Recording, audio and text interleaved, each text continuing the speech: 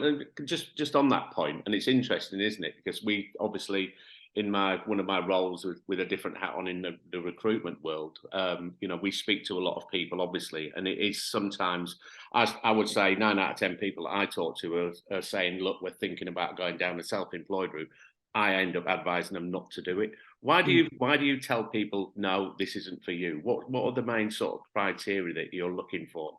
Probably, yeah, it's probably three things. You can strike someone out based on finances, because if financially they can't support themselves for X amount of time, then the wrong thing to do is to put them into this role, burn through 3 or 4 months worth of savings, and then be stuck for a couple of months until the first check banks. So that's the first thing. If financially you're not ready, or you haven't got someone that can go and can support you financially, family member or something like that, or you haven't got the savings, I think A, you shouldn't do it, but B, you should go through the process of spending your own money to support yourself, because you know how that feels. So I think that's an important one. That's the first one that you could easily look at.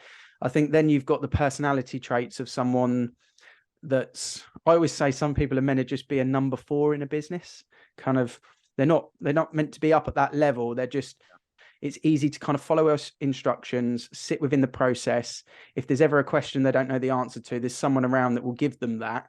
And that's just meant to be, there's nothing wrong with it, but they're just meant to be a number 4 in a business. That's their limit and their level.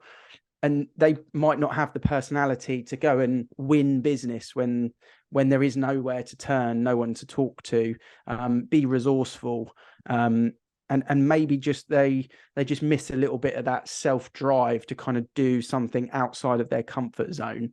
That's a personality that I don't think should do it in any model. And the third being, you either fit with the brand and the way that we operate at Avocado Property, or you don't really, I guess. Yeah. And drive's a big one, isn't it? You've got to be very, very focused. You've got to be very, very driven. I know a good friend of mine started up with another business 12 months ago, who we've discussed him, and he's he's done phenomenally well, but he was always going to be that person that, because of his background, because of his psyche, his mindset, he was always going to go out there and smash it, and be resourceful and look outside the box. I think that's what a lot of people do. It's interesting as well, isn't it? Because there are a few models out there that don't follow those rules, especially from the financials.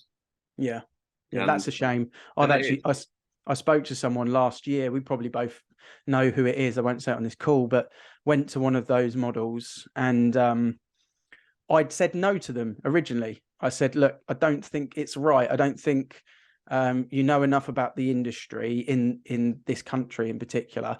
And I also don't think that financially you're quite where you want to be with the numbers. And there's probably a few skills that I would learn in the background prior to going into this model. So I said, you're not quite right yet. Go do X, Y, and Z, and maybe let's have a chat in a year.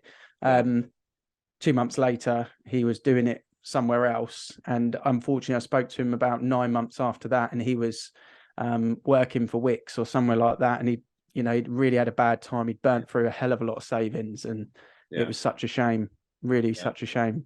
Yeah, it's not good. It's, people need to be very, very, we work in an industry, and you talk about number 4s within businesses, and, other people, that people do have a limit, and that limit is I don't think it's any reflection on them as a person. I think just certain person lend themselves to doing certain things, don't they? And I think if to go out and be effectively your own boss and start your own business and have the finances behind you, a lot of people would struggle with that. And I think the advice that you give is sound advice.